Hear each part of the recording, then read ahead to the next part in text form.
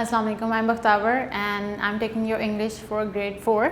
Today we are going to talk about a poem that is A Night in June. Alright, we are going to do the reading of page number 17, poem A Night in June. I'm going to start with about the poet William Wordsworth. ये poet का नाम है. Was encouraged to read and memorize classic poetry from the young age. बहुत छोटी उम्र में ये जो हमारे पोइट हैं विलियम वर्ड्सवर्थ, इन्होंने बहुत छोटी उम्र में पोइट्री याद करनी और पढ़नी शुरू कर दी थी. He began to write his own poems. उन्होंने अपनी पोइम्स भी लिखना शुरू कर दी when he was still a child, जबकि वो एक बच्चे थे. His poems became popular in his lifetime. उनकी ज़िंदगी में ही उनकी जो पोइम्स थी वो बहुत मशहूर हो गई.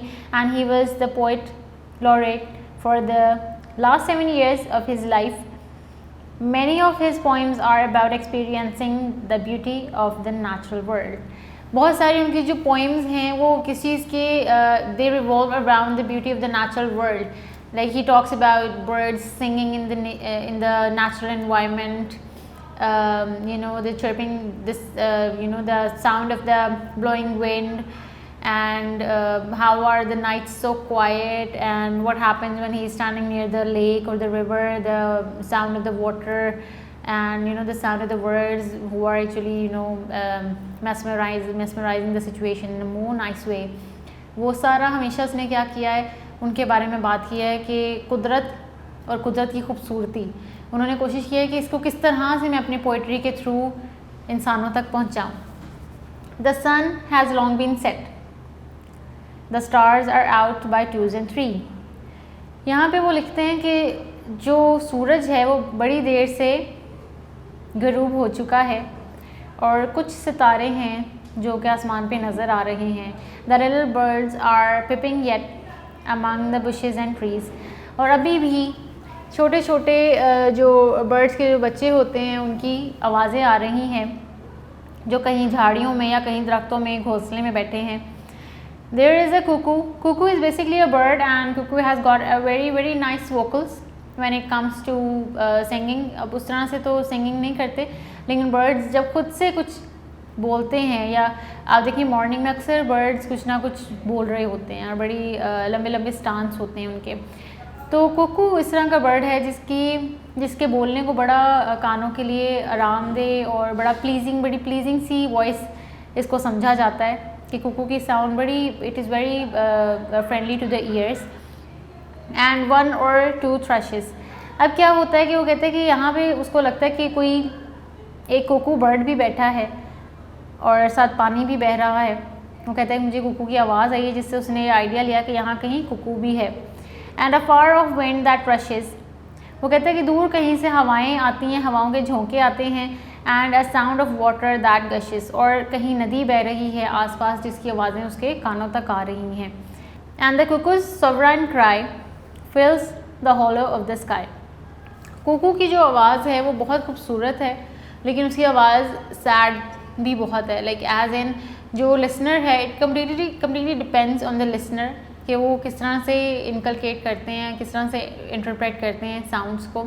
लेकिन रीडर, ये जो पोइट है हमारा, ये रीडर को मुखातब करते हुए कहता है कि इस पोइट के नज़दीक कुकू की जो आवाज़ थी वो एक सैड आवाज़ थी. उसका जो साउंड था वो सैड था, और वो उस रात की तारीकी को, रात की खामोशी को जो है वो अपने साउंड से इस तरह से भर रहा था कि वो बड़ी प्लीजिंग सी रात थी, लेकिन जो उसकी कुकू की आवाज़ थी वो उसको सैड कर देने वाली आवाज़ थी. इस पोइम में पोइट ने बेसिकली किस चीज़ पे एम्फेसाइज़ किया है, विलियम वर्ड्सवर्थ की लिखी हुई जो ये पोइम है, इसमें ही basically paints a dreamy picture of an English summer evening.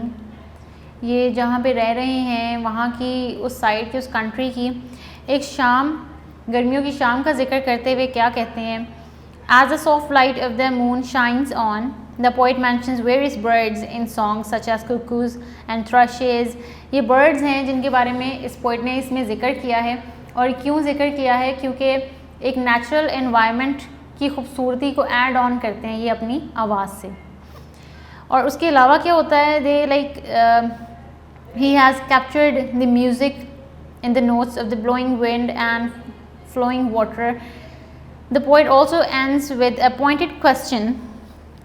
इस पोइम का एक मकसद ये है कि पोइट के जहन में एक क्वेश्चन है जो कि वो हमसे पूछता है। वो क्वेश्चन क्या है? That how could someone prefer sophisticated urban merriments to the innocent joy of a night in June spend close to the nature. वो कहते हैं कि कैसे कोई अपनी जो रातें हैं, अपनी शामें हैं, वो एक बड़े सोफिस्टिकेटेड, बड़े आलीशान घरों में, कमरों में, एसीज़ में गुजार देते हैं, जबकि वो बाहर निकल के ये नहीं देखते कि नेचर कितना खूबसूरत है। आप जब शाम होती है, आप बाहर निकलें, आप किसी ऐसी जगह पे जाएं जहाँ पे पानी की आपको आवाज़ आ रही है, जहाँ आपको बर्ड्स की आवाज़ आ रही है, जहाँ पे आप देखें कि हवाएं चल रही हैं, the wind touches you and you listen to the sound of the wind as well. वहाँ पे आप रियलाइज़ करते हो कि अल्लाह ताला की कुदरत देखें, वहाँ पे भी ज़िंदगियाँ हैं, वहाँ बर्ड्स रह रहे हैं, वहाँ पे और जानवर रह रहे होंगे, वहाँ सुकून है। अगर हम अपना लेजर टाइम कहीं गुजारना चाहते हैं तो मेरे ख्याल से एसियों वाले कमरों से और आलीशान घरों से शायर के अकॉर्डिंग ये बेहतर है कि हम अपनी ज़िंदगी एक ऐसी जगह पे जहाँ पे हम नेचर से क्लोज रह सकें, क्यों ना हम वहाँ गुजारें, क्यों ना हम कभी लेजर टाइम के लिए हम किसी ऐसी जगह पे चले जाएं जहाँ हमें सारा नेचुरल एनवायरनमेंट मिले और वहाँ पे कोई आर्टिफिशियल मशीन ना हो, वहाँ पे कोई गैजेट्स ना हो, वहाँ पे सिर्फ सुकून हो और आपका मेंटल पीस हो, आपका अच्छा फूड हो वहाँ पे, और आप सिर्फ देखेंगे अल्लाह ताला की कुदरत के नज़ारे क्या हैं। Alright, now we have got some MCQs in front of us. The first one is the little birds are dash. Are they singing, flying, sitting or crying? They are singing. MCQs में हमारे पास क्या होता है, हमारी worksheets में हमारे पास 4 options आती हैं एक स्टेटमेंट के साथ, और उन 4 ऑप्शंस में हमने रीडिंग के बाद after going through the whole story we have to find out the most accurate word that goes according to the statement. The sun has long been rise, set, far off, gone. That is set. Now what you're going to do is just go through the reading, try to understand the poem and then solve these MCQs. On the next page of the worksheets we have got some questions and answers. The question number 1 is, how are the stars appearing in the sky? The stars are appearing in 2s and 3s. What fills the sky? The cuckoo's cry fills the sky. Question number 3. Have the birds stopped singing? No, the birds have not stopped singing. Question number 4. What are the little birds? Where are the little birds? गलत कर दिया. Question number 4. Where are the little birds? Answer. The little birds are in the bushes and trees. फिर है जी हमारे पास what sound can be heard? The sound of the word, wind and water can be heard.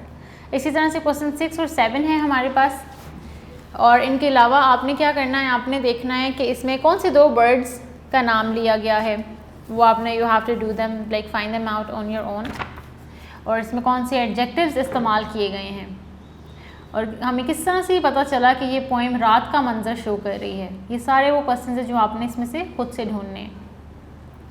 फिर हमारे पास आ जाता है जी on the very next page which is your copy work, word synonyms.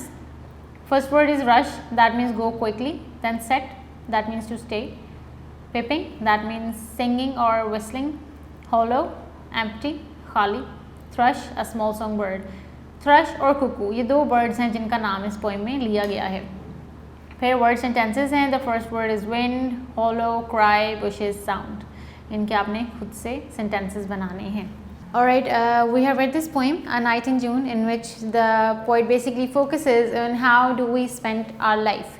We are actually spending our lives in brick rooms, in ACs and in buildings and stuff, and we are just literally forgetting about the perks of nature.